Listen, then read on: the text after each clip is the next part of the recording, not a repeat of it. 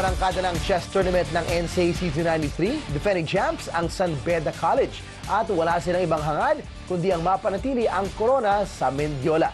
Naratong report.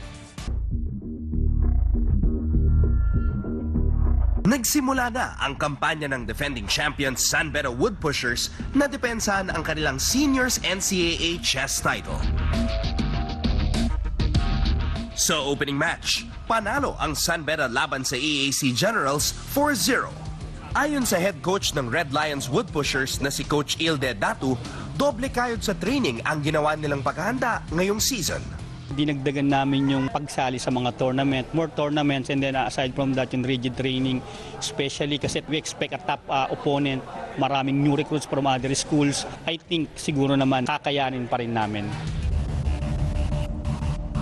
Bukod sa mental preparation, meron din physical training ang mga players. Kasama na dito ang basketball at running. May jogging kami sa umaga, tapos merong basketball. Tapos, aside from that, meron din yung sa chess, yung maglalaro kami, mag-solve ng mga puzzles. Tapos, iba pa yung sa sarili namin sa pag nakauwi na, pag nasa dorm kami. Ngayong season 93, bago ang format ng torneo. Double round robin ang eliminations at ang top 4 teams after pagkatapos nito ang maghaharap sa Final 4 with number 1 and 2 seed having a twice to beat advantage.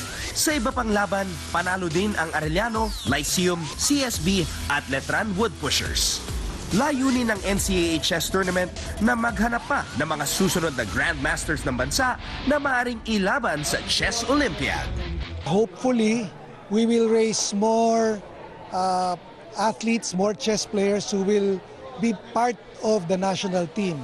Aside from promoting also chess as a sport for everyone. Gaganapin ang mga laban ng NCAA Season 93 Chess Tournament tuwing Sabado at Linggo sa Carlos P. Laurel Hall sa Lyceum of the Philippines, Manila. Anton Rojas, ABS-CBN News.